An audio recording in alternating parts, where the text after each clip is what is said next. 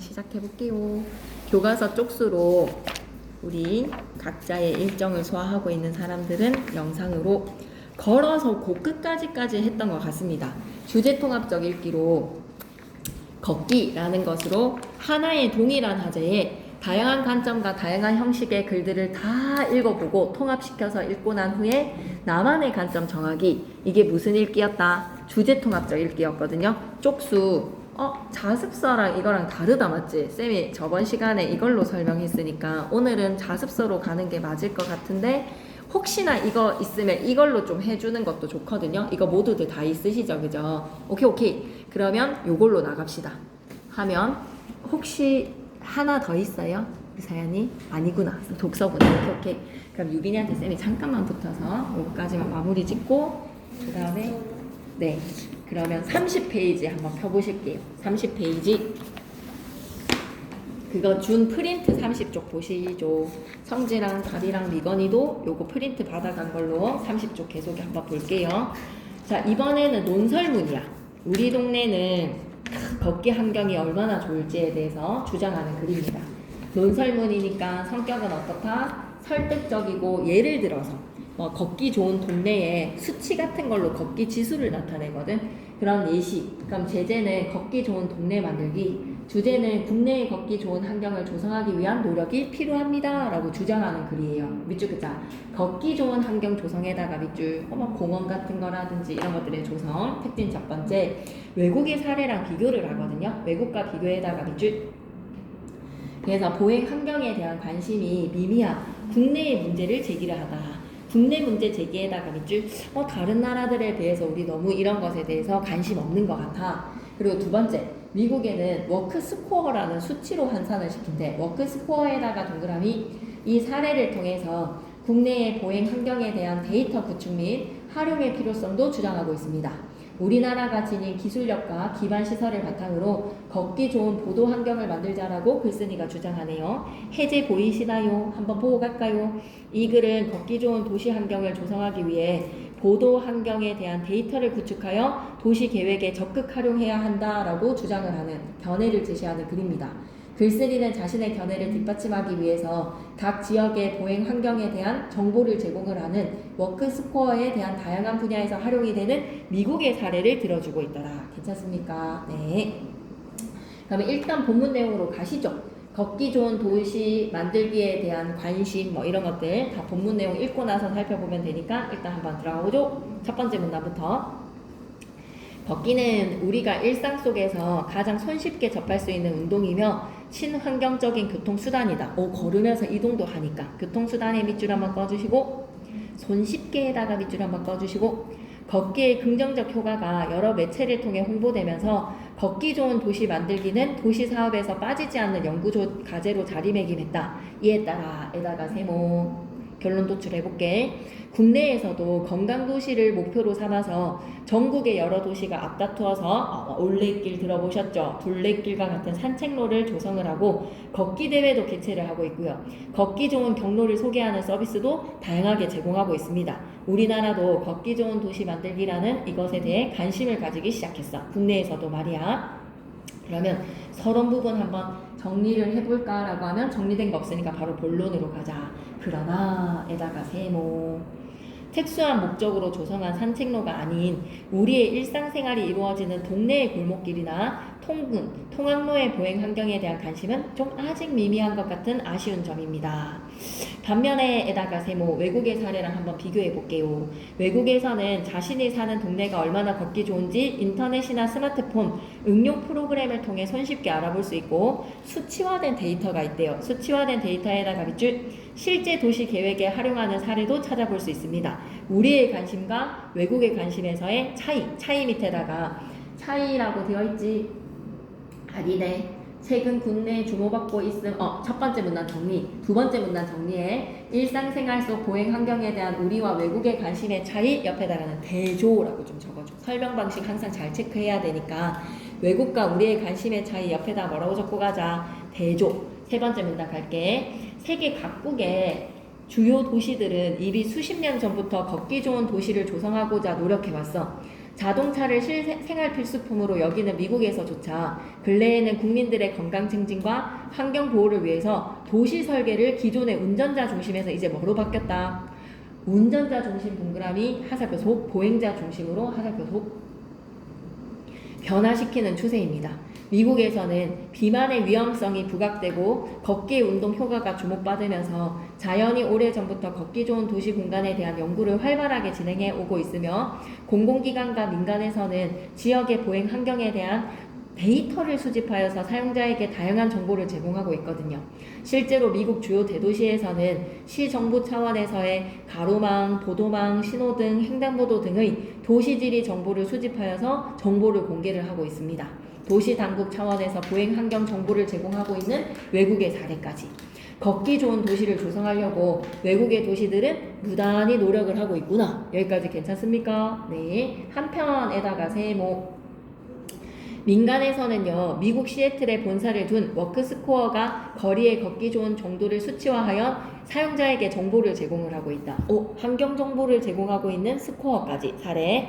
워크스코어는요, 미국, 영국, 호주를 대상으로 하여 특정 주소지에서부터 도시 전체의 범위에 이르는 보행 환경을 0점에서 100점 단위로 점수화하여서 웹사이트와 스마트폰 응용 프로그램을 통해서 공개를 하고 측정된 점수를 바탕으로 하여 매년 걷기 좋은 도시의 순위를 선정해서 발표를 하고 있습니다. 걷기 좋은 도시 순위 선정에다가 밑줄 한번 꺼주시고 보행 환경 점수로 매겨서 순위를 선정하고 있어. 기본적으로 워크스코어는 특정 지점과 주변에 위치한 학교, 식당, 상가 등 생활의 편의시설의 거리를 측정을 해주고 이를 기준으로 하여 점수도 산출을 합니다. 예를 들어 에다가 세모 해당 지점에서 도보 5분 거리 약 0.4km 이내에 편의시설이 많으면 많을수록 잠시만 넘기지 말자. 옆에 정리하고 넘기자. 오케이. 그러면 우리 오른쪽 귀퉁이 한번 보실게요. 걷기 좋은 도시 만들기에 대한 관심 첫 번째, 도시 사업에서 무조건 걷기 환경에 대해서 관심을 두고 조성을 하고 있어. 걷기 좋은 도시 만들기가 연구과제로 자리매김했습니다. 연구과제에다가 밑줄 산책로 조성을 하고 걷기 대회를 개최하고요. 걷기 좋은 경로를 소개하는 서비스가 제공되고 있습니다. 밑줄 끌게요. 걷기 좋은 경로를 소개하는 서비스. 또 내려와서 읽기 중 물음. 우리 동네의 보행로를 떠올려 보시고요. 그 길이 여러분한테는 어떠한지, 걷기 좋은 환경인지 한번 생각해 보신다면 김천시 나름 괜찮은 것 같습니다. 그죠? 신음등도 좋고 부곡동도 좋고. 또 내려와서 일상 속의 보행 환경에 대한 우리나라랑 외국의 관심의 차이 옆에다가 뭐라고 적어줬으면 좋겠다. 대조. 설명 방식 좀 잘 살펴봐야 되니까 설명 방식은 늘 시험에 나오거든요. 정의, 비교, 대조, 분류, 분석 언제든지 시험에 나오니까 대조 적으면서 표내용 정리해볼게요. 우리나라는 걷기 좋은 환경 만들기에 대한 관심은 높아졌지만 산책로와 달리 골목길이나 통근길 같은 통학로와 같은 일상 속의 보행 환경에 대해서는 아직까지 좀 관심이 미미하다. 밑줄 자 일상 속 보행 환경에 대한 관심은 미미하다가 밑줄. 또 외국이랑 비교해보자. 자신이 사는 동네가 얼마나 걷기 좋은지 인터넷이나 스마트폰 응용 프로그램을 통해서 손쉽게 알아볼 수 있습니다. 수치화된 데이터를 실제 도시 계획에 활용한 사례도 있습니다. 걷기 좋은 도시 환경 조성을 위한 외국 도시들의 노력, 얼마나 노력하고 있는지, 보행자 중심에서 도시 설계 바꾸준 추세죠. 걷기 좋은 도시 환경 조성에 대한 연구를 진행하고 있죠. 지역 보행 환경에 대한 데이터를 수집을 하여서 사용자에게 제공하고 있죠. 미국의 경우에는 워크스코어가 다양한 분야에서 활용되고 있습니다. 여기까지 괜찮나요? 오케이. 계속 이어가도록 할게요. 이 이내에 편의시설이 많을수록 그 지점은 높은 점수를 받는 것이거든요. 편의시설에 접근이 좀 용이해야 됩니다. 걷는 환경이 말이야. 또한 에다가 세모 인구 밀도, 구역 길이, 교차로, 밀도와 같은 보행자 편의성도 점수에 반영이 됩니다. 보행자 편의성에다가 밑줄 한번 꺼주시고 지역의 점수는 해당 지역 내에 지점이 갖는 점수의 평균으로 환산을 하고요. 이와 같은 에다가 세모, 이와 같다라는 말인즉슨 앞에서 살펴본 바와 같이 이런 방식으로 워크스코어에서 해당 지점이 얼마나 자전거 타기에 좋은 환경인지에 대한 점수, 대중교통에 대한 접근성은 얼마나 좋은지에 대한 점수, 이런 것도 산출해서 다 제공해줘. 그래서 워크스코어는 부동산 업계뿐만 아니라 뭐 각종 언론, 학계, 시정부의 계획 수립 과정 등 다양한 분야에서 활용이 되고 있다고요. 오호, 끄덕끄덕. 다음 문단 갈게요. 걷기 좋은 동네 만들기는 국내에서도 최근 활발히 진행하고 있는 지속 가능한 도시 만들기, 도시재생 사업 등에서 중요하게 다루는 주제입니다. 이를 위해 이에다가 세모, 이가 가리키는 것은 무엇이다? 지속 가능한 도시, 그리고 도시재생 사업, 이것을 위해서 현재의 도로 환경을 분석하고 걷기 좋은 보도 환경을 조성하기 위한 데이터 구축과 정보 제공은 매우 중요합니다. 보도 환경 개선을 위한 데이터 구축, 제공 필요하다. 특히 우리나라는 스마트폰 보급률이 매우 높고 선진화된 정보 기술을 갖추어서 새로운 공간의 지리 정보를 구축하기 위한 기반도 충분합니다. 우리나라 선진 기술로 잘 갖춰져 있어. 실제로 최근 몇 년 사이 민간이 협력하여서 지역에 필요한 지리 정보를 제공을 하는 커뮤니티 매핑 서비스들을 다양하게 제공하고 있습니다. 우리나라도 노력하고 있네요. 대표적으로 계속 예시 들지. 대표적으로 밑에다가는 예시. 서울시 도시 시설물 관리 커뮤니티 맵, 밑에다가는 뭐라고 적자? 예시. 사례를 제시했어. 일반 시민들의 제보를 바탕으로 하여 시설물 관리에 대한 정보를 시에서 수집하고 문제에 대해서 신속하게 조치함으로써 시민들에게 긍정적인 반응을 얻었다. 국내에서도 외국에서와 같이 걷기 좋은 보도 환경을 조성하려면 우리가 지닌 기술력 충분하거든요. 우리가 지닌 기술력 밑줄 한번 꺼주시고, 기반 시설에다가 밑줄 한번 꺼주시고, 이걸 바탕으로 보도 환경에 관한 데이터를 구축하고 이를 도시계획에 적극적으로 활용하도록 노력하자. 노력의 필요성 얘기하면서 글 마무리. 여기까지가 이제 결론이겠네. 걷기 좋은 환경 조성을 위해서 국내의 노력도 촉구합시다 라고 글쓴이가 주장 펼치면서 마무리했어요. 왼쪽 기퉁에 한번 가보실까요? 커뮤니티 매핑 서비스는 막 끄덕끄덕 하시면 되겠고, 읽기 중 활동. 걷기 좋은 동네 만들기 위한 방법에 어떤 것들이 있겠습니까? 도시계획 단계에서요, 보행자 중심에서의 계획을 수립합시다. 스마트폰을 활용을 해서 좋은 보행로 정보를 공유를 해보고 보행 문제 신고 사이트 운영을 해보는 것. 걷기 좋은 보도 환경을 조성하기 위한 방안. 첫 번째, 도로 환경 분석하고 데이터 구축하고 정보 제공 매우 중요하다. 우리나라도 도보 환경에 관한 데이터를 구축하고 이를 도시계획에 적극적으로 활용을 하도록 노력합시다. 이게 글쓴이의 주장이었습니다. 됐어. 그러면 쌤이랑 살펴볼 내용 31쪽 끝, 31페이지 학습활동 가실게요. 소단원 학습활동 1번. 걷기와 관련해서 가에 담겨져 있는 관점을 한번 파악해 보겠습니다. 가에서는 무슨 글이었지?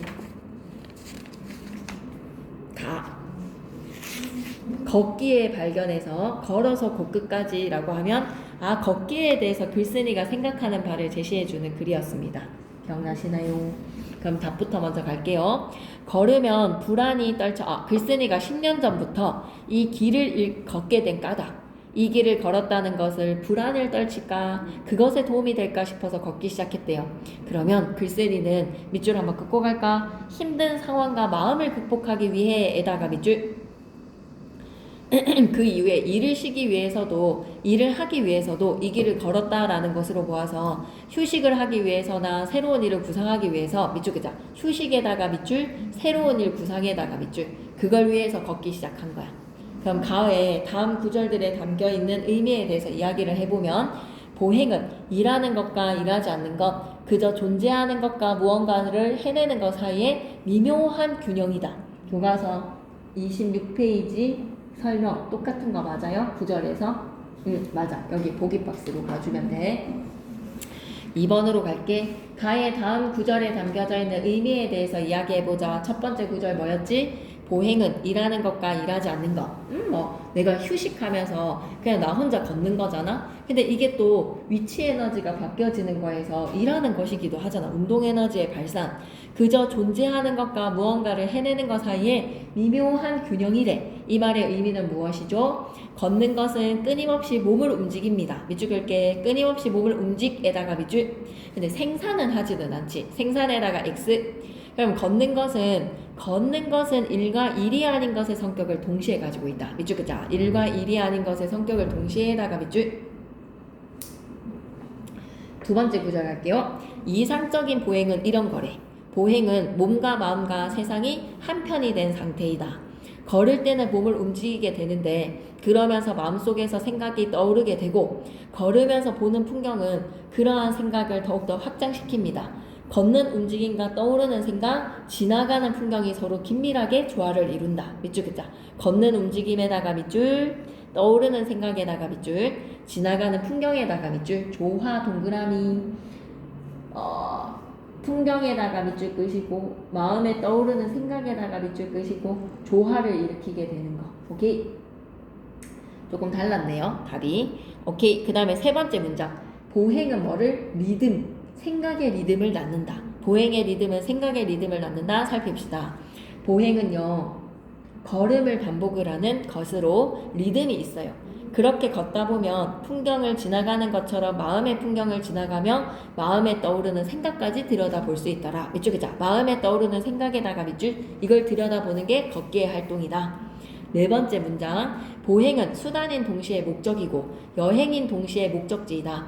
걷기는 생각을 하거나 마음을 안정시키는 수단이지만 걷기를 통해서 마음을 풍경처럼 볼 수 있으므로 계속 마음을 들여다보는 활동이 걷기라고 생각을 하네요. 밑줄 한번 긋고 갈까? 마음을 풍경처럼 볼 수 있으므로에다가 밑줄. 걷기 자체가 목적이 됩니다. 수단이자 목적. 또한 걷기는 자기 마음에 대한 여행이라고 할 수 있으며 이러한 성격 때문에 걷기 그 자체가 목적지가 될 수도 있더라. 3번으로 내려오쇼. 1, 2를 바탕으로 걷기에 대한 글쓴이의 관점, 내면의 여행이다 라고 매겨볼 수 있을라나. 밑줄 끄자. 내면의 여행에다가 밑줄.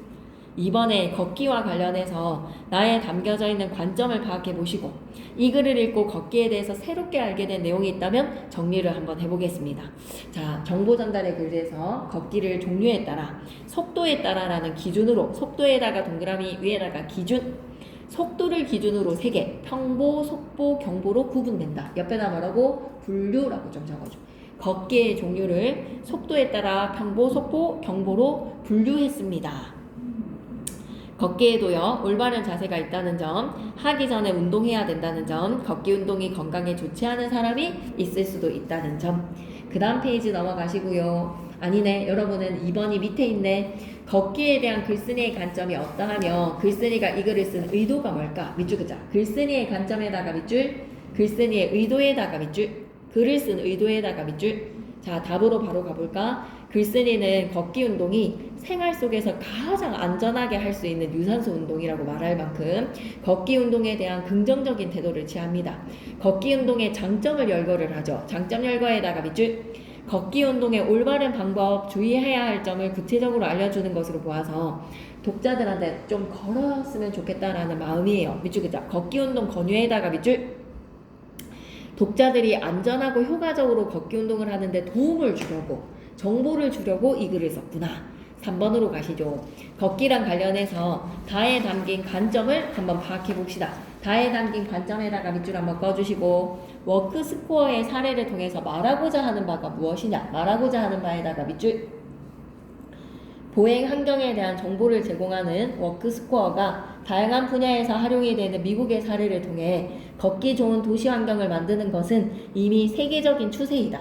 우리나라도 보행 환경을 개선을 해서 데이터도 구축하고 우리도 활용하자. 이런 거지, 그지? 이 사례를 통해서. 그래서 걷기에 대한 글쓴이의 관점은 뭐야? 좀 걷자는 거야. 외국처럼 우리나라도 걷기 좋은 보도 환경 조성하려면 우리가 지닌 기술력도 있고 기반 시설도 있으니까 보도 환경에 관한 데이터 구축해서 이를 도시계획에 적극적으로 활용해야 한다는 입장. 이를 통해 걷기는 매우 중요하고 장려할 만한 좋은 일이다 라고 권유하는 거예요. 밑줄 긋자. 걷기는 매우 중요하며 장려할 만한 좋은 일에다가 밑줄. 글쓴이 긍정적으로 바라보는 거지. 오케이? 밑줄 한번 꽂고 가자. 걷기는 매우 중요하며 장려할 만한 좋은 일. 이게 글쓴이의 관점. 4번에다가 별표 3개.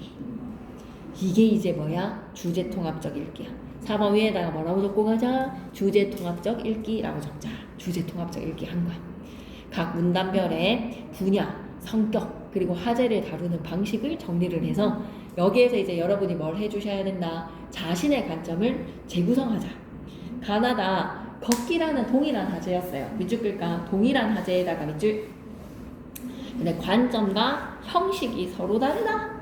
가에서는 인문 분야, 추상적이고 비유적이지. 개인적 체험에다가 밑줄 끄시고 걷는 것은 내면을 바라보는 것이야 라는 것으로 걷기의 의미를 다각도로 살펴보았어. 나에서는 설명문이야. 생활 건강의 측면에서 걷기 운동에 대한 정보를 제공하고 있어. 정보에다가 동그라미, 장점에다가 동그라미. 그래서 걷는 것을 권유를 합니다.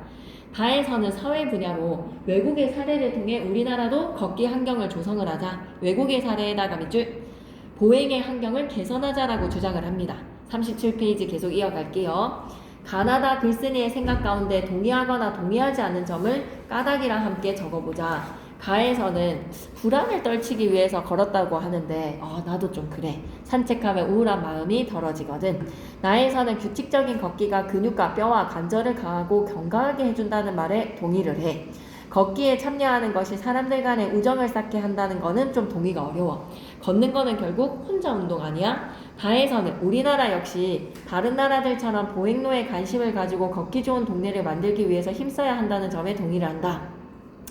일상생활 속에서 걷기는 매일매일 이루어지는 필수적 활동이니 조성 환경이 좋아야 된다고 생각하는 거지. 3번으로 가시죠. 이해 내용을 바탕으로 모든 별로 걷기에 관해서 생각 나누어 볼까? 가는 글쓴이가 걷는 것이 보는 것이라고 하네.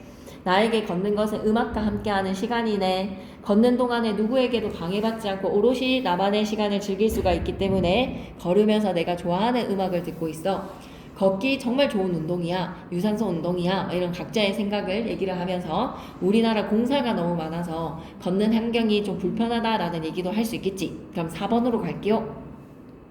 그러니 주제통합적 읽기는 다양한 관점을 꼭 뭐한다? 의미 재구성에다가 밑줄. 그래서 자신만의 관점으로 글을 쓸 수도 있다. 점검하기로 내려오시면 될 것 같은데 점검하기가 없는 것 같습니까? 아니요, 있네요. 점검하기. 자신의 관점에서 걷기를 한 문장으로 여러분도 표현을 해보시는 거 좋죠. 자신만의 관점으로 주제통합적 독서 잘 이루어진 것 같습니다. 동일한 화제에 대해 다양한 형식의 글들을 다루어 보자. 그 다음 페이지 넘어가시고 벨리포지의 교훈이 들어갔던 적도 있고 안 들어갔던 적도 있는데 쌤 생각에는 해놓는 게 나은 것 같아. 벨리포지 교훈 해놓는 게 나을 것 같아. 그래서 벨리포지 교훈은요, 제재정리 개간 한번 보고 가겠습니다. 아니, 그 위에 있는 해제부터 한번 읽고 갈게요.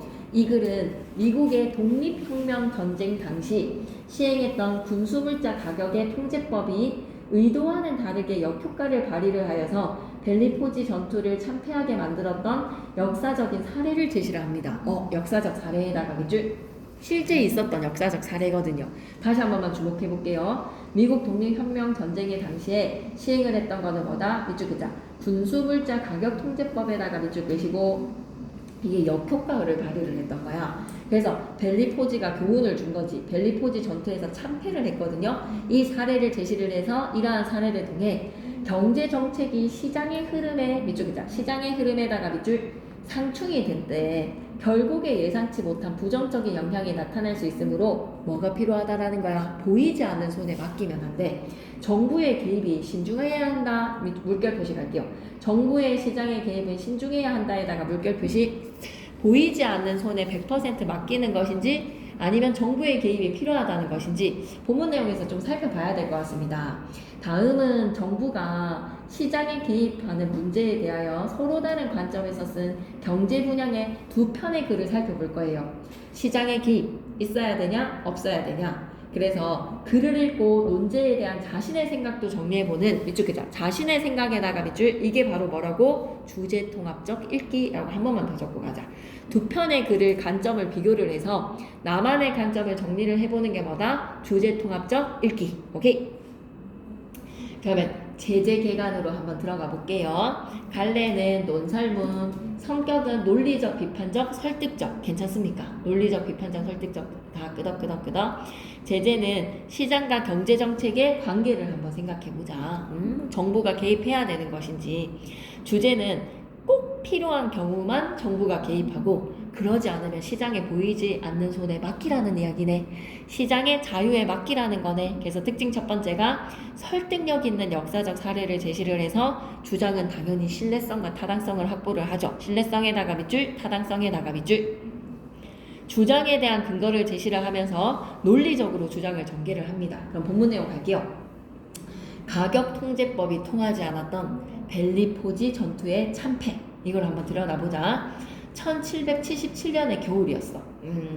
미국의 독립혁명군 총사령관 조지 워싱턴에다가 동그라미 한번 쳐주시고, 펜실베니아주 벨리포지에서 힘겨운 전투를 치르고 있었다. 그의 적은 영국군과 그들의 용병만이 아니었습니다. 사르레는 주위에다가 극심한 식량 부족으로 그의 군대는 거의 아사 상태에 빠져 있었어. 힘겨운 전쟁에다가 밑줄. 펜실베니아주 정부는 현지에 주둔한 독립혁명군을 돕기 위해 식량을 포함한 군수물자의 가격을 통제하는 법을 제정을 했던 거야. 밑줄이자. 가격을 통제하는 법에다가 밑줄. 정부가 독립혁명군을 돕기 위해서 가격을 통제했어요. 가격 정책을 정부가 개입을 해서 매겨버린 겁니다. 식량 등의 가격을 통제하여서 군비 부담도 줄여주고 충분한 물자를 공급을 해서 전투력을 향상시키기 위한 계획이었던 거지. 그러나 에다가 생보, 정부가 개입을 했는데 결과는 전혀 반대로 나타났던 거야. 역효과지. 정부가 고시한 가격에 불만을 품었던 농부들은 식량을 시장에 내놓지를 않아. 물자 가격이 오히려 급등한 거야. 왜? 공급이 없으니까. 수요는 많은데. 일부는 적군인 영국군에게 오히려 배신을 하는 농부도 생기는 거네. 더 비싼 값에 급을 받고 팔아버리기도 했죠. 이러한 상황에서 군인들이 어떻게 아사를 면할 수 있었겠는가? 오히려 정부의 개입이 역효과였다. 시장의 자유에 맡겼어야 됐는데, 그지? 벨리포지의 전투는 참패로 끝이 났습니다. 1778년 6월 13개 주가 연합한 대륙회의는 워싱턴의 참패를 교훈으로 삼아서 재화에 대한 가격 통제는 효과가 없다. 가격 통제에다가 X, 정부야 이거 하지 마라. 가격 통제에다가 X, 공공 서비스는 악화가 될 것이고 다른 주에서도 유사한 법령을 제정하지 말 것을 결의를 한 거야. 뼈아픈 교훈을 얻은 거지. 참패로 인해서. 오케이, 여기까지 한 편의 글이었고, 두 번째, 나지문으로 가줘야 되겠죠. 그죠? 두 번째 글로 갑니다. 경제정책은 시장 친화적이어야 한다. 와, 경제정책은 그럼 정부의 개입보다는 시장의 친화적인 자유에 맡겨라 라는 주장하는 글을 한번 살펴볼게. 시장과 정부는 경제라는 수레를 움직이는 두 바퀴와 같다. 비유적 표현이구나. 위에다가 비유, 시장에다가 동그라미, 정부에다가 동그라미. 각각의 역할이 있다라는 이야기겠군요. 때로는 서로 잘 맞물려서 수레를 잘 굴러가게 하지만 서로 갈등을 빚으면서 좌충우돌하고 엉뚱한 결과를 가져오기도 한다. 그 이유에다가 세모, 대부분의 정책의 당국자가 정부가 시장을 움직일 수 있다라고 믿기 때문인 거야. 정부가 시장을 움직일 수 없는 사례도 있다라는 거지. 벨리포지의 교훈이 역효과였잖아요. 그죠? 본문 내용 계속 갑니다. 그러나 에다가 세모, 글쓴이도 얘기해. 정부가 그렇게 컨트롤할 수 있는 시장이 아니라고. 얼마나 많은 변수가 있는데 실제로는 전혀 그렇지 않지. 시장의 흐름과 상충되는 정책이 발표가 되면 일시적으로는 효과가 있을지라도 결과적으로는 시장의 흐름이 정부보다 더 강력하게 작용을 합니다. 시장의 흐름에다가 밑줄, 정부에다가 X. 시장의 흐름이, 시장의 자유가 정부를 이겨버리는 것이야. 계속 옆에 정리할 거는 없을까요? 기퉁이에서 좀 보고 가겠습니다. 여러분 35쪽 다시 돌아가서요. 벨리포지 전투에서 있었던 일 한번 살펴보고 갈게요. 미국 독립혁명군은 벨리포지에서 힘겨운 상황에서 처해 있었어. 독립혁명군을 돕기 위해서 군수물자의 가격을 통제하는 법을 제정을 했다. 누가? 정부가. 근데 오히려 역효과만 발생을 했지. 재화에 대해서 가격을 통제하는 법령은 정말 제정을 하면 위험하다라는 거야. 시장의 자유에 맡겨야 돼, 가격은. 그래서 벨리포지의 교훈 크게 발표하나 드시고 뭐를 깨달았습니까? 정부가 가격을 통제하는 것은 효과가 없다. 공공 서비스만 악화가 된다. 단어 뜻들은 항상 잘 봐주시고 넘어가서 계속 짚고 한번 해볼까? 36페이지도 계속 보자. 글쓴이의 주장. 아니야, 이거는 읽고 나서 보는 게 더 낫겠다. 계속 이어갈게요. 그래서 뭐 무관하게 작용한다라는 이야기지. 더 강력하게 작용한다. 성공하는 정책일수록 시장 친화적이어야 해. 시장 친화적에다가 밑줄. 정부의 보이는 손은 만변통치약이 아니란 말이야. 예상하지 못한 역효과가 있습니다. 오히려 거의 모든 문제는 시장에서 다 해결이 될 것이고 정부의 역할은 제한적입니다. 시장에서 해결되어야 할 일에 정부가 개입을 하면 시장은 엉뚱하게 반응을 한다고요. 모든 국민이 애국자라면 벨리포즈의 전장에서 왜 식량을 안군에게 공급하지 않고 오히려 적군인 영국군에게 비싼 돈으로 팔았을까? 경제 주체는 윤리나 규범이 아니라 이익이다. 이익. 인간은 이기적으로 이익에 움직이는 인간상이기 때문에 밑줄 긋자. 경제적 이익에 따라 움직임에다가 밑줄. 경제적인 주체는 애국심에 불타는 존재들이 아니에요. 어떤 거에 경제적 이익에 따라서 움직이는 것입니다.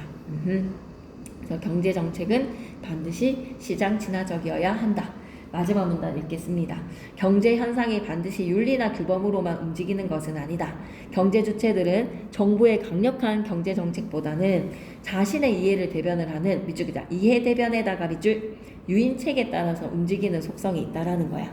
엄격한 법령에 대해서도 시장은 입법의 의도와 다르게 움직인다라는 것. 그래서 왜곡된 결과를 가져오거나 회복할 수 없는 부작용을 낳기도 하니 따라서 그러므로 글쓴이가 주장을 펼칩니다. 따라서에다가 세모 밑줄 긋자. 정부의 개입은 항상 제한적으로 이루어져야 한다. 꼭 반드시 있어야 하는 정부의 개입 외에 가격을 통제하는 데에는 정부가 개입을 하면 된다 안 된다? 안 된다라고 반대 의견을 제시를 했네요. 오케이? 왼쪽 기퉁이 가겠습니다. 글쓴이의 주장. 시장의 흐름과 경제정책이 상충을 할 때가 있겠지. 상충에다가 동그라미. 그러면 반드시 시장의 흐름을 따라라. 시장의 흐름에다가 밑줄. 세 번째 지문으로 갈게요. 제재기관에서 갈래는 논설문, 성격은 논리적, 비판적, 설득적. 그리고 제재는 시장과 정부의 관계에 대해서 계속 시장과 정부의 관계에 대해서 얘기하지. 좀 전에 지문에서는 수레바퀴에다가 빗대어 표현을 했었어. 그래서 정부가 시장에 개입을 하는 것은 오히려 불가피한 일이라고 반대 의견을 이야기합니다. 불가피한 일에다가 밑줄, 불가피한 일에다가 밑줄, 정부가 개입할 수밖에 없다라는 생각. 다양한 역사적 사례에다가 밑줄, 근거로 제시를 하는군요. 경제학자의 견해에다가 밑줄. 그래서 주장의 신뢰성과 타당성을 확보를 해주고 기존의 보편적인 관점에 대해서 논리적으로 반박하면서 주장을 전개를 합니다. 논리적 반박에다가 밑줄, 주장에다가 밑줄. 그래서 태초에 시장은 없었다라는 글쓴이의 주장에 대한 논거는 본문 내용 읽고 나서 다시 돌아오기로 할게요. 본문 내용 갑니다. 태초부터 원시적일 때 시장이 있었을까라는 글쓴이의 질문. 최근 몇십 년간 광범위한 영향력을 행사해왔던 신고전파 경제학은 특유의 신앙을 가지고 있어 신고전파 경제학에다가 동그라미 화제가 제시가 되었다. 지금부터 우리가 살펴볼 내용은 신고전파 경제학입니다. 시장이 모든 것에서 우선하다라는 게 그들의 주장이야. 고전파 경제학의 주장이야. 그들은 태초에도 시장이 있었다라고 주장을 합니다. 태초에 시장이 있었다에다가 밑줄. 그만큼 어때? 시장에 따라서 움직이는 인간의 존재들은 다 이익만을 이해 타산적인 태도로 시장에 개입한다. 국가에 개입하지 말라는 거야. 시장의 결함이 극도로 심화된 이후에야 나타나야 할 인위적인 대체물이라고 보는 겁니다. 한마디로 신고전파 경제학자들의 주장은 뭐다? 국가여 개입하지 말고 시장에 맡겨라 라고 주장을 하네요. 그러나에다가 세모. 태초에 시장이 있었을까? 그러나에다가 세모. 태초에 시장은 없었다는 것이 진실이다. 원래는 없었던 거야. 경제사학자들에 따르면 위에다가 인용이라고 좀 적자. 경제사학자들의 견해를 인용해 봅시다. 경제사학자들에 따르면 위에다가 뭐라고 적지? 인용. 시장체제는요, 인류의 경제생활에서 큰 비중을 차지하지 못하고 발생 단계부터 거의 항상 국가의 개입에 의존해 왔다는 거야. 국가의 개입에 의존에다가 밑줄 한번 꺼주시고, 자본주의 초기 단계에서는 더욱더욱 그랬습니다. 폴라리는요, 그의 고전적인 저작인 대전환을 통해 자연 발생적으로 시장 경제가 나타났다는 것으로 흔히 간주되는 영국에서조차 시장의 발생에 뭐가 따를 수밖에 없다. 밑줄 그자. 정부가 결정적 역할에다가 밑줄. 정부의 개입이 반드시 있어야 된다라는 것을 보여주면서 다음과 같은 이야기를 합니다. 다음 문단 갈게요. 자유시장으로 가는 길은 정부가 꾸준히 개입을 늘리는 방식으로 시작되고 유지되었다. 애덤 스미스가 얘기합니다. 애덤 스미스에다가 동그라미 치시고 화장실 갔다 올래요? 한번 다녀오세요. 네. 잠깐만. 그러면 쌤이 일단은 교과서 요거 복사한 걸로 계속 이어서 자, 그래서 우리 어디까지 읽었다? 애덤 스미스가 하는 말로 이어가도록 하겠습니다. 그러니까 태초에 정부의 개입 있을 수밖에 없다는 거예요. 시장의 흐름은 정부의 개입으로 인해서 이런 주장을 하고 있는 글이네요. 계속 이어갑니다.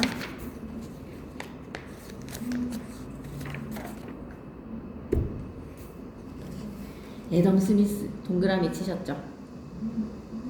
어디였는지 좀 찾을게요. 자유시장으로 가는 길은부터 한번 읽자. 자유시장으로 가는 길은 정부가 꾸준히 개입을 늘리는 방식으로 시작되고 유지되었다. 애덤 스미스의 단순하고 자연적인 자유의 개념을 인간 사회에 실현하는 일은 매우 복잡한 일이었다.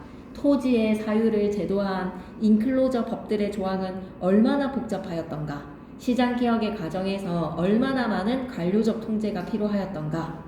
미국에서도요, 초기 산업화의 성공에 결정적으로 영향을 끼친 것은 역시 소유권의 확립, 주요 사회 간접시설의 건설, 농업 연구에 대한 자금 공급 등을 통한 정부의 개입이었다. 정부의 개입에다가 밑줄.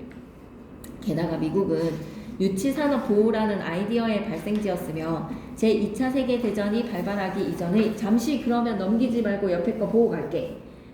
36페이지 기통이 태초의 시장은 없었다 해서 글쓴이 주장에 대한 뒷받침에 놓은 것 첫 번째.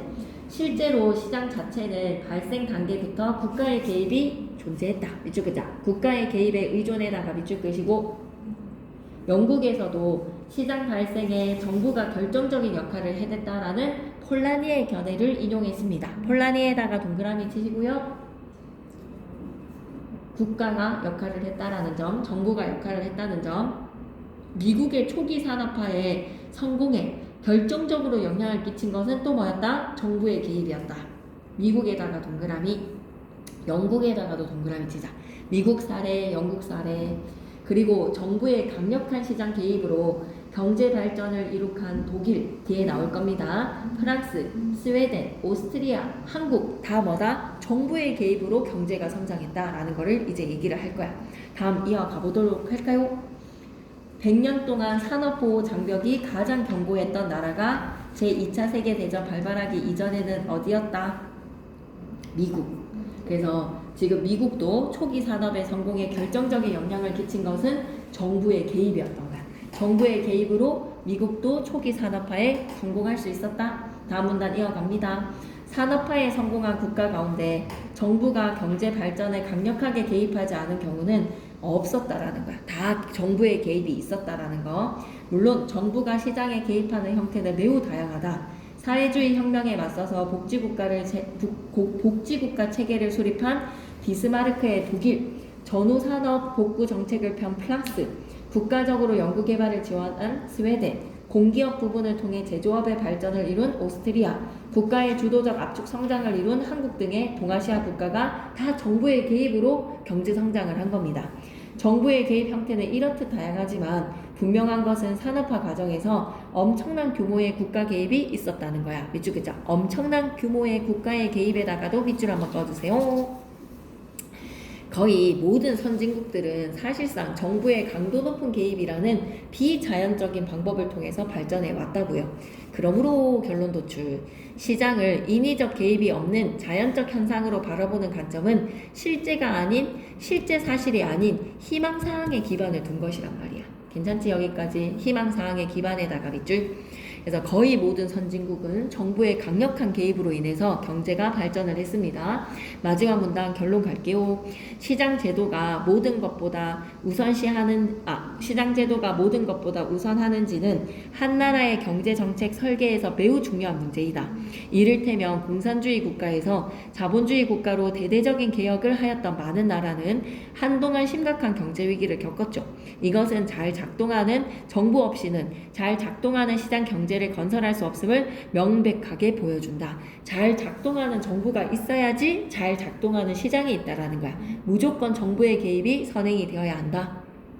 네모박스 치고 갈까요? 신고전 학파 경제학자들에다가 네모박스.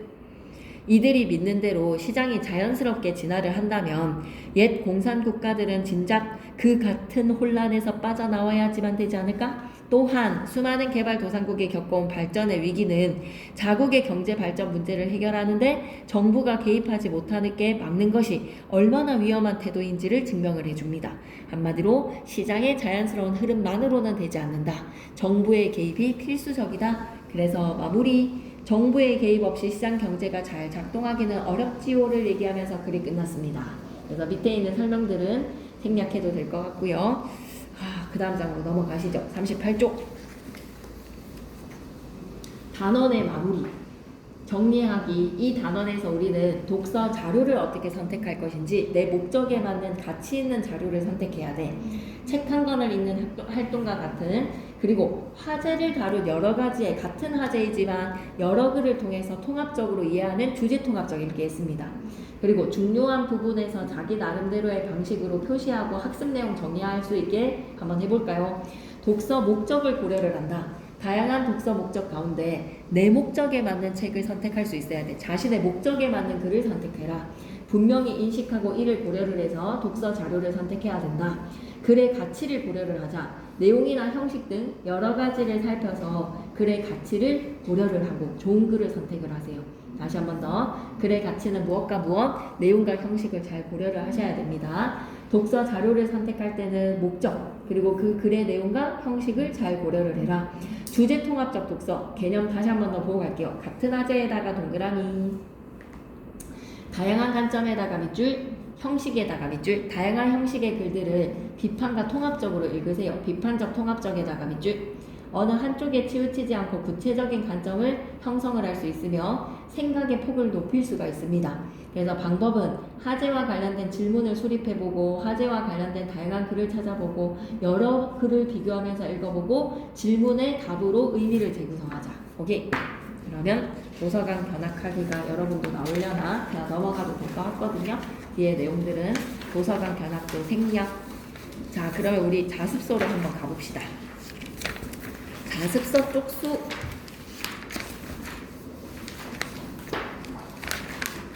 (62쪽)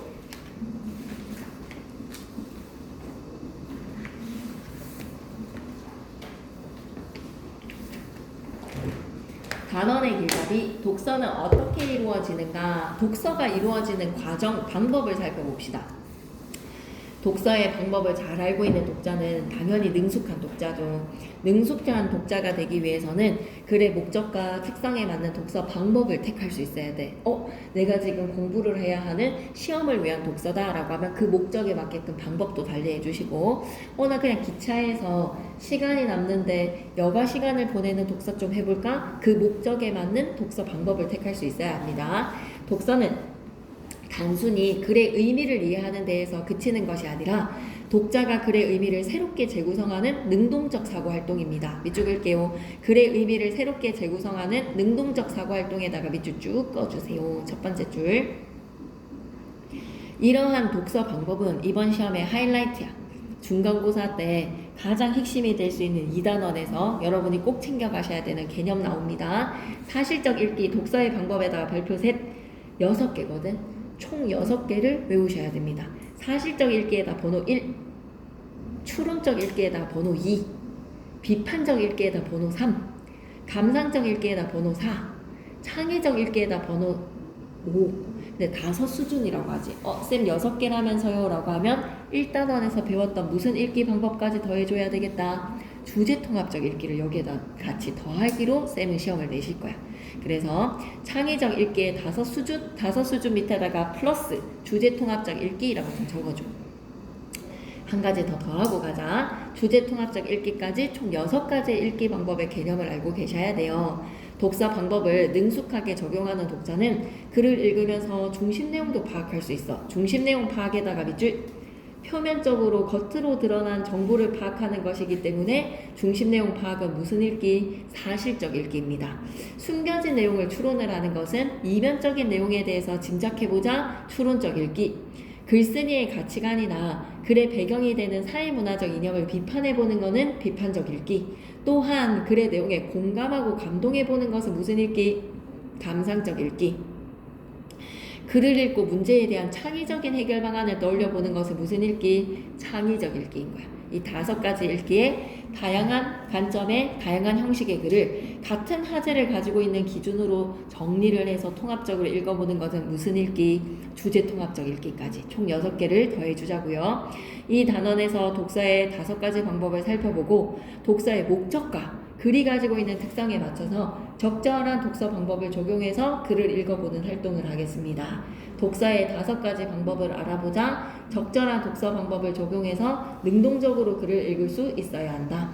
단원 학습 목표 첫 번째, 사실적 읽기라고 하면 우와! 밑줄 긋자. 글에 드러난 정보에다가 밑줄 긋이고 밑에다가 적고 가야 돼. 글에 드러난 정보에다가 밑줄 표면적 정보라고 적어줘.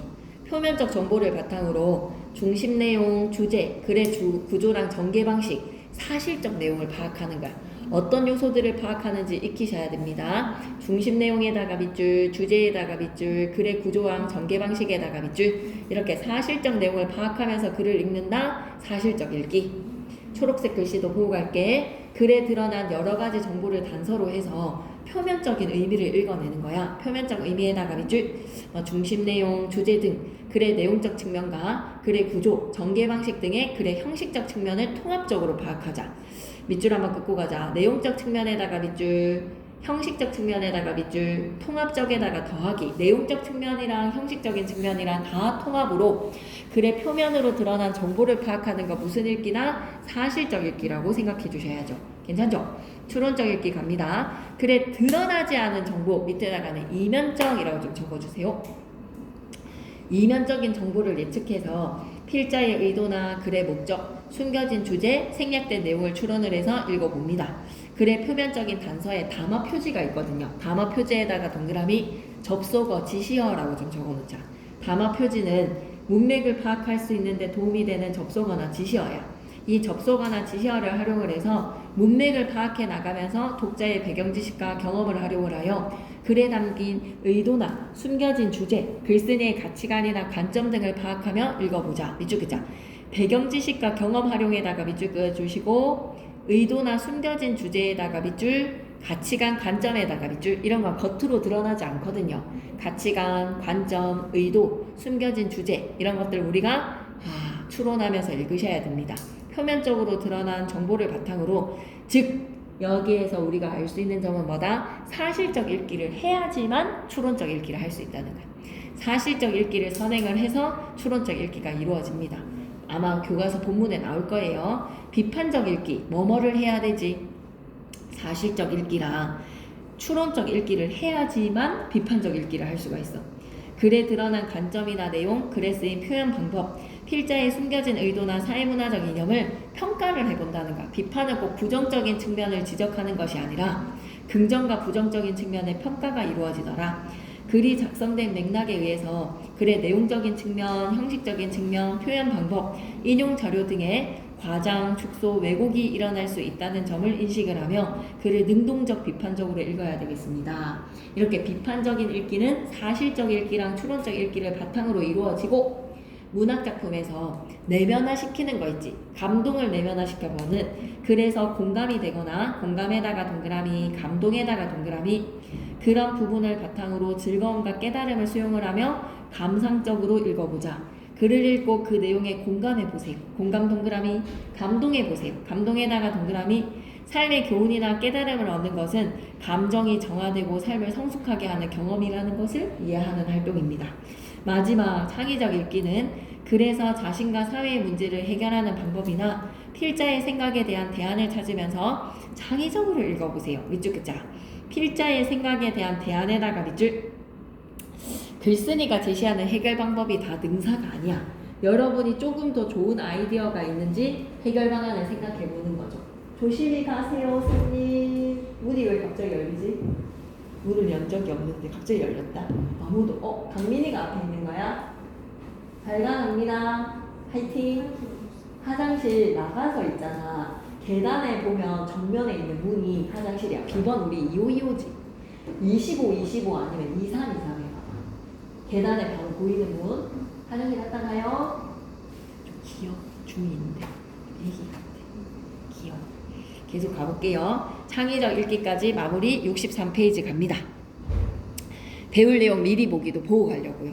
사실적 읽기에서 우리가 해야 하는 활동 4가지도 기억해 주세요. 중심 내용 파악하기, 주제 파악하기, 글의 구조 파악하기, 전개 방식 파악하기. 그럼 얘들아 이것도 좀 적자. 중심 내용 파악하면 읽기는 내용, 주제 파악하면 읽기도 내용, 그런데 글의 구조 파악하기는 형식, 전개 방식 파악하기도 형식, 내용과 형식적인 측면으로 나누어서 적정기술의 개념과 특성을 설명한 적정기술이란 무엇인가라는 한 편의 설명문을 바탕으로 표면에 드러난 정보를 중심 내용과 주제를 파악해보고 전개 방식이란 구조도 파악해보자고요. 오케이. 추론적 읽기에서는 활동 3가지. 글쓴이의 의도나 목적이 겉으로 드러나지 않을 수도 있거든요. 추론해 보시고요. 글에서 생략된 내용도 추론해 보고 숨겨진 주제도 추론을 해봐라. 동학농민운동에서 실제로 선포가 되었던 무장포고문을 통해서 글쓴이의 의도, 목적, 생략된 내용과 같이 글에 명시적으로 드러나지 않은 내용을 배경지식이나 문맥을 토대로 추론을 해보자. 근데 얘들아 실은 이게 교과서 지문에서 좀 빠지는 글도 있을 거야. 그래도 좀 해놓는 게 보험입니다.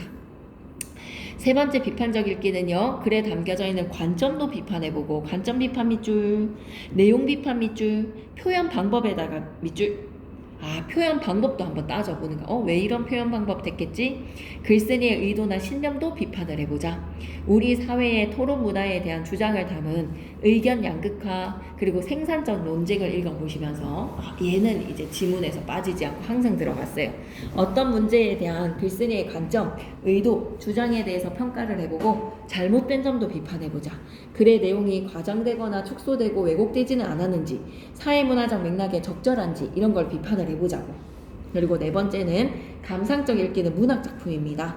공감하거나 감동의 부분 찾아보시고 즐거움과 깨달음을 얻어볼까? 꽃에 관한 글쓴이의 생각과 감상을 쓴 꽃 출석부 제외되는 적이 더 많았어. 그래서 5번째 창의적 읽기는 문제 해결 방안을 찾으면서 읽는데 글쓴이가 생각하는 대안에서 내가 생각하는 대안을 마련하는데 뉴스 빅데이터로 바라보는 육아 변천사를 통시적으로 살펴보는 글인데요. 안 하는 경우가 좀 더 많았습니다. 그래서 일단은 우리가 학교 눈치를 보면서 지문을 선택해보는 것도 좋다. 64페이지 가시죠. 사실적 읽기란 글의 내용은 중심 내용과 세부 내용으로 구분 지을 수 있다. 다음과 같은 글의 중심 내용과 세부 내용을 빗대어서 설명을 하면 나뭇잎을 설명했을 때 나뭇잎의 굵은 인맥이 중심의 내용, 가는 인맥은 다 세부적인 내용, 뒷받침의 내용이라고 생각하시면 되겠습니다. 그럼 말풍선 먼저 한번 보고 가실까요? 글을 읽고 중심 내용과 세부 내용을 구분하기 어려웠던 적은 없는지. 우리 모의고사 때 우리가 해야 하는 작업이 이런 거예요. 중심 내용과 세부 내용 구분해서 가치 정보 선별하기. 글의 중심 내용과 주제를 잘 파악하려면 어떻게 읽어야 할까? 65페이지 갑니다. 너무 중요하거든요.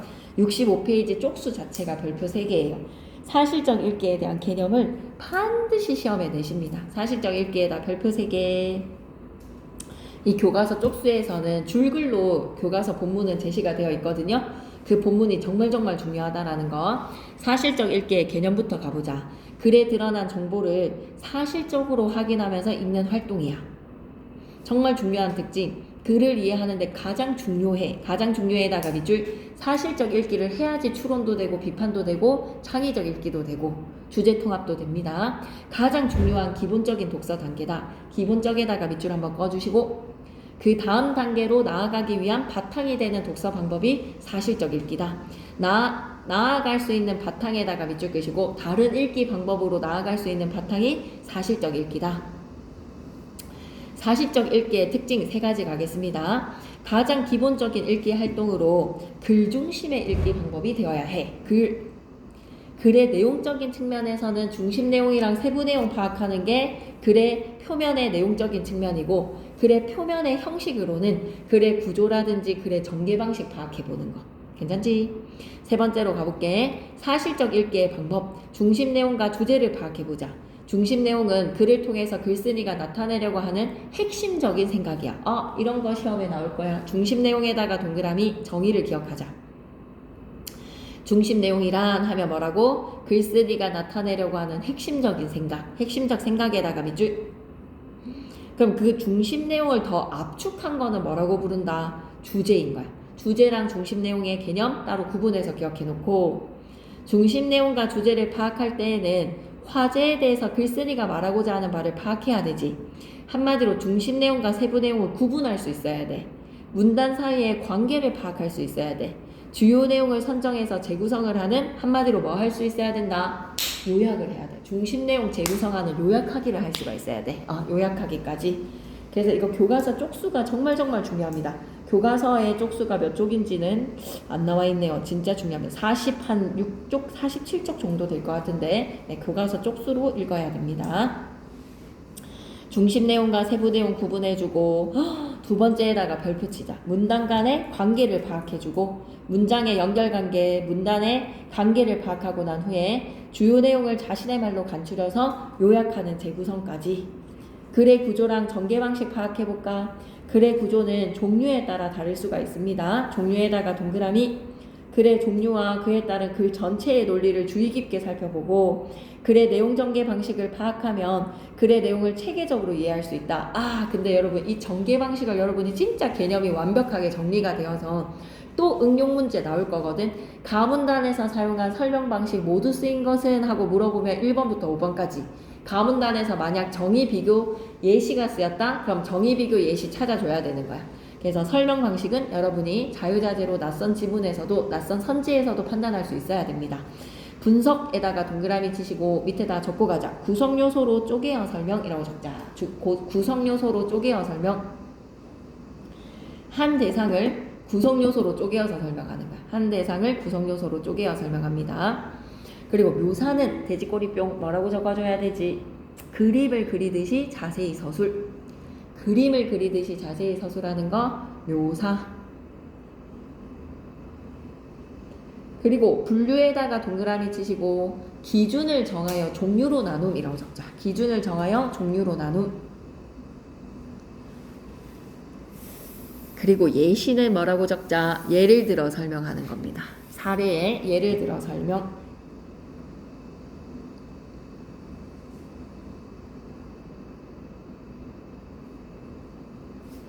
그리고 정의는 개념 진술이라고 적어주시고,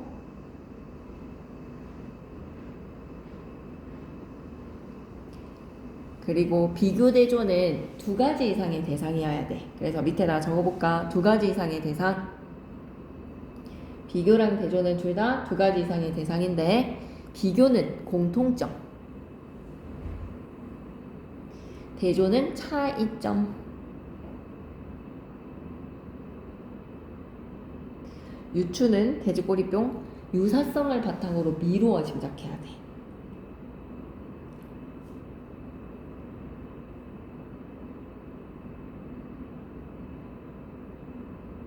유사성을 바탕으로 미루어 짐작하기. 유추. 그리고 서사는 시간의 흐름에 따른 사건 서술이라고 적자.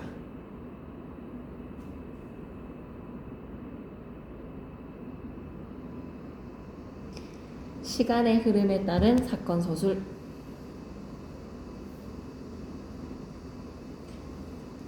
시간의 흐름에 따른 사건 서술. 와, 과정 진짜 중요하거든요. 과정에다가 별표 3개.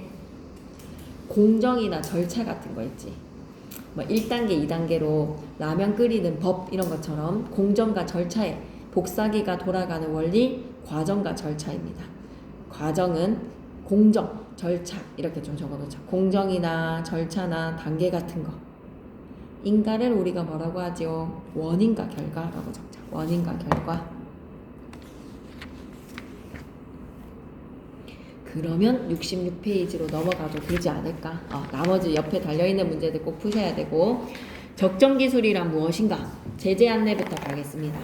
이 글은 적정기술이 등장한 사회적 배경이라든지 적정기술의 개념, 완전 설명문이네, 구체적인 조건 이런 걸 설명함으로써 적정기술이 지속가능한 시스템을 배경으로 하는 기술이라는 것을 밝힌다.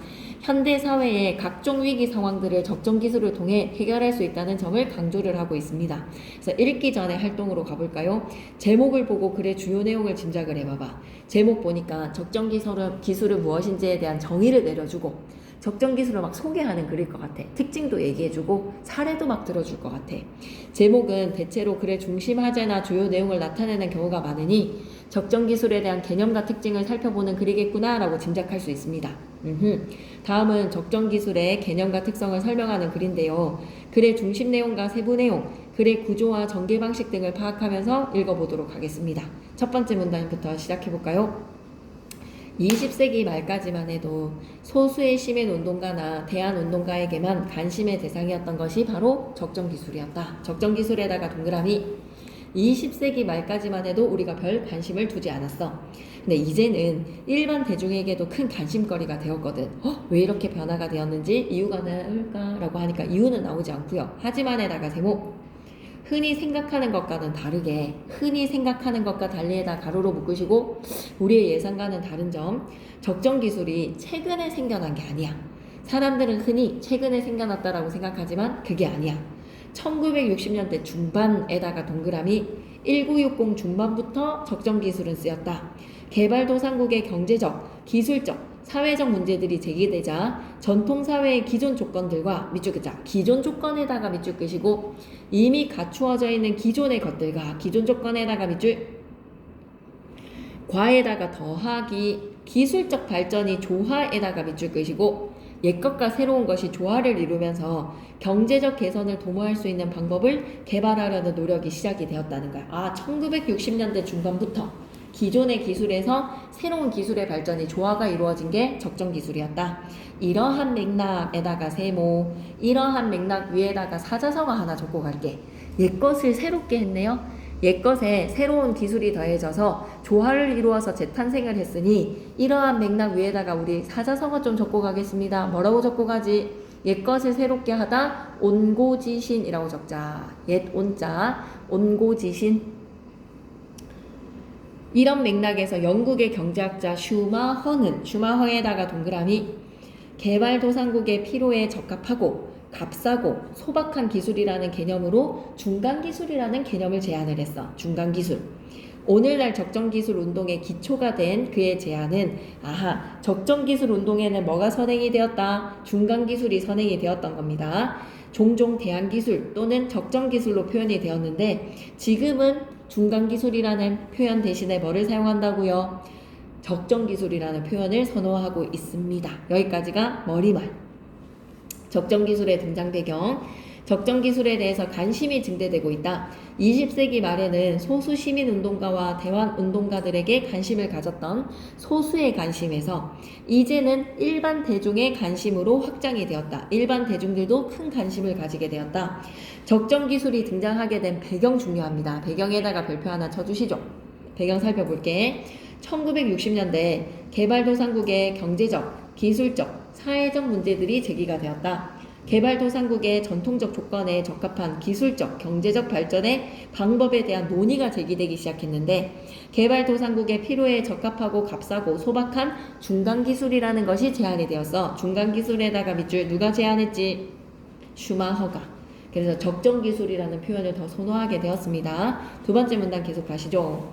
이후에 적정기술이 무엇인가에 대한 논의가 많이 있어 왔지. 개념에 대해서 대표적으로 바커라는 사람에 대한 정의부터 살펴볼까? 바커에다가 동그라미. 적정기술을 이렇게 얘기해. 인간이 기본적인 생활을 영위하는 데 필요한 모든 기술이다 라고 정의를 내립니다. 그는 의식주, 건강, 교육과 같은 인간의 기본적인 필요를 충족하여 주지 못하는 기술은 적정한 기술이라고 볼 수 없다. 밑줄 긋자. 기본적인 필요를 충족에다가 밑줄. 인간의 기본적인 필요를 충족에다가 밑줄. 그래야지 적정기술이야. 따라서에다가 세모. 하위 20%의 사람들이 혜택을 받지 못하는 상태로 만든 경제성장의 전략과 이를 뒷받침하는 기술은 적정기술이 될 수가 없어. 왜? 인간의 기본적인 필요를 충족시켜주지 못하기 때문에. 그러면 보라색 글씨 다시 한번 보고 갈까요? 오늘날의 일반적인 경제성장의 전략과 이를 뒷받침하는 최첨단 기술을 가리킨다. 오케이? 소수의 사람들만이 누리는 기술 같은 것은 적정기술이라고 볼 수가 없다라는 이야기입니다. 소수의 사람들이 누리고 있는 고급 기술은 적정기술이 아니다. 자, 그러면 우리가 읽기 중 활동을 좀 보고 갈게. 각 문단에서 가장 중요하다라고 생각하는 문장에 표시를 해보라는 건데 글 전체죠. 이거는 1960년대에 적정기술이 시작이 되었다는 것과 바커의 정의, 그리고 세 번째 문단에서는 미국의 국립적정기술센터가 정의를 내린 것, 그리고 해당 적정기술을 이렇게 볼 수 있다는 점. 다섯 번째 문단에서는 오늘날의 적정기술은 이것을 강조한다. 여섯 번째 문단에서는 최첨단 기술이다. 일곱 번째 문단에서는 이런 점에서 적정기술, 여덟 번째 문단에서 적정기술의 이런 모습을 기대해본다. 67페이지 계속 이어가겠습니다. 한 편에다가 세모. 미국의 국립적정기술센터는 적정기술을 활용되는 상황에 비추어서 비용과 규모 면에서 적합한 도구 또는 전략이라는 넓은 개념으로 정의를 내렸어. 넓은 개념에다가 밑줄 한번 꺼주시고, 기술적 관점으로 볼 때 어떤 기술이 지역적, 문화적, 경제적 조건과 양립을 할 수가 있고, 양립에다가 동그라미.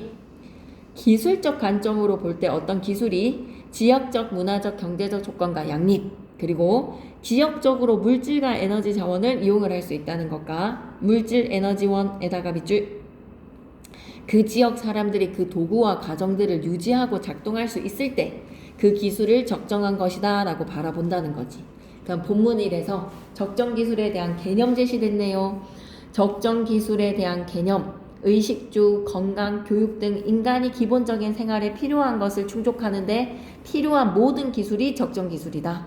그러니까 소수의 사람들이 누리는 기술은 안 돼. 국립적정기술센터에서 내린 넓은 범위 살펴보겠습니다. 활용되는 상황을 고려를 할 때 비용과 규모 면에서 적합한 기술, 구체적으로 지역 문화, 경제적 조건과 양립 가능하고 지역의 물질과 에너지를 사용을 하고 지역민들이 유지하고 작동할 수 있는 기술로 기술의 조건이나 특성을 제시함으로써 더 넓은 관점에서 적정기술이라고 정의를 하자. 네 번째 문단 갑니다. 이처럼에다가 세모. 적정기술의 개념에 대해서는 다양한 견해가 있어. 다양하게 정의를 내립니다. 다양한 견해에다가 밑줄. 또 세월이 흘러감에 따라서 개념도 변하기도 했어. 밑줄 자 개념이 변하기에다가 밑줄. 그런데 적정기술이 갖추어야 하는 조건은 정의를 어떻게든 내려도 상관없지만 반드시 적정기술은 이 7가지의 조건을 충족해야 된대. 갖추어야 할 조건에다가 별표 셋 주목해봐봐. 일반적으로 다음과 같은 내용들이 7가지의 조건으로 제시가 되더라. 첫째, 잘 체크해야 되겠네. 적정기술에 드는 비용은 저렴해야 돼. 이 기술이 비싼 기술이 아니어야 해. 비용이 저렴한 기술이고 저렴한 비용은 현지인에게 적정기술을 이용할 수 있게 하는 필수 조건입니다. 그리고 둘째, 가능하면 현지에서 나는 재료로 사용을 하는 것. 밑줄이 자 현지에서 나는 재료에다가 밑줄. 적정기술 제품을 제작하기 위해서 대부분의 재료를 수입해야 한다면 가격적인 측면에서 바람직하지 않을 것이고 제품을 지속적으로 생산하고 이용하는 데에도 어려움이 생길 것이다. 그리고 세 번째, 현지의 기술과 노동력을 활용해서 일자리를 창출을 하자. 현지의 기술과 노동력에다가 밑줄. 일자리 창출이 되어야 돼. 적정기술이 추구하는 궁극적인 목표는 적정기술로 지역 주민들의 역량이 강화가 되어야 돼. 밑줄 긋자. 지역 주민의 역량 강화에다가 밑줄 끄시고 이를 통해 소득도 창출이 되어야 돼. 소득 창출에다가 밑줄 끄시고 삶의 질도 개선되어야 돼. 삶의 질 개선에다가 밑줄 끄시고 그리고 넷째, 적정기술 제품의 크기가 적당해야 되고 사용 방법도 간단해야 해. 제품이 너무 크거나 그리고 뭐 한다면 제품이 너무 크거나 구조가 복잡하고 사용 방법이 어렵다면 이용 횟수가 줄어드니까 간단해야 된다라는 거야. 그리고 네 번째, 다섯 번째네요. 지역 주민이 제품을 스스로 만들 수가 있어야 해. 적정기술은 원칙적으로 대량 생산이 아닌 대중에 의한 생산을 지향을 한다는 점. 가급적 지역에 있는 생산시설을 활용을 해서 제품을 생산하는 게 좋죠. 여섯 번째, 사람들의 협동 작업을 이끌어내며 지역사회 발전에 공헌을 해줘야 돼. 지역사회 발전에 공헌에도 밑줄 한번 꺼주시고 그럼 적정기술은 기술의 사용은 개인과 지역 공동체의 역량을 증대하여서 개인의 삶을 향상하고 지역사회 발전을 가져오는 방향으로 추진되는 것이 바람직하다. 일곱 번째, 상황에 맞게 변할 수 있어야 돼. 융통성을 갖추라는 거네. 어떤 지역과 시대에서 적정한 기술이 다른 지역과 시대에서는 적정하지 않을 수가 있죠. 적정 기술은 환경의 변화에 맞춰서 적응하는 유연성이 필수적이다. 이 외에도 적정 기술이 갖춰야 할 조건은 추가될 수 있어. 그런데 적정 기술이 이러한 조건들을 모두 갖추어서 잠시만 넘기지 말고 8가지, 지금까지 7가지 조건 잘 기억해 주시고요. 옆에 기퉁이로 가주세요. 이 글의 전개 방식은 정의를 많이 내렸구나. 적정 기술에 대한 정의. 말이나 사물이 지닌 의미, 개념을 규정을 시켜주는 설명 방식으로 2번에서는 박허의 정의가 제시가 되었고요. 박허의 정의에다가 밑줄. 세 번째 문단에서는 국립적정기술센터의 넓은 정의. 그리고 열거입니다. 적정 기술이 갖춰야 되는 조건에 대해서 7가지 조건에다가 밑줄. 특성과 목적을 구체적으로 설명을 하는 조건 7가지. 68페이지. 이러한 조건들을 모두 갖출 필요는 없어. 7가지를 다 한꺼번에 갖추는 것은 아니야. 비록 이 가운데 몇 가지를 만족시키지 못한다 해도 해당 적정 기술을 통해 지역 주민의 역량이 강화가 되거나 삶의 질이 향상되고 고용이 창출이 된다면 그것은 적정 기술의 자격을 갖춘 것이라고도 볼 수 있다는 거야. 적정 기술이 갖춰야 되는 가장 근본적인 조건이 그럼 뭐가 된다? 밑줄 긋자야. 근본적 조건에다가 밑줄 끄시고 지역민의 역량이 강화가 돼야 돼. 일자리가 창출이 되어서 생산성을 가지게 되는 지역민들의 역량 강화, 제일 중요한 근본적인 조건입니다. 그리고 이 기술로 인해서 삶의 질이 향상이 돼야 되고, 그리고 일자리, 고용 창출까지 생각해줘야 된다. 고용 창출을 기억해줘. 그러면 본문위에서 정리해볼까? 적정 기술의 조건 7가지. 비용이 저렴해야 돼. 재료를 현지 거를 써. 현지의 기술과 노동력을 활용을 하고 일자리를 창출해. 제품의 크기와 사용 방법이 적정해야 돼. 지역민이 제품을 스스로 제작해야 되고 협동 작업으로 지역사회 발전에 공헌을 하고 상황 변화에 유연하게 대처할 수 있어야 돼. 그런데 근본적인 핵심의 조건은 말이야. 핵심적인 조건에다가 크게 별표 하나 치시고 지역 주민의 역량 강화, 삶의 질 향상, 지역 주민의 고용 창출이라고 보시면 되겠습니다. 네, 여러분 본문 3에서 잘리는 것보다 다음 시간에 본문 2부터 같이 잘 살펴보는 게 좋을 것 같아서 다시 한 번 더 적정 기술이 갖춰야 되는 조건 7가지 한꺼번에 다 갖추지 않아도 되고 핵심적 조건 3가지는 갖추는 것이 적정 기술이다. 적정 기술에 대한 개념 살펴보는 것까지 해놓고요. 다음 시간에 적정 기술이 왜 필요한지 필요성이랑 기대 이런 것들 살펴보면서 마무리 짓도록 하겠습니다. 오늘은 일단은 여기까지 나갈게요. 조금 시간이 남아서 문제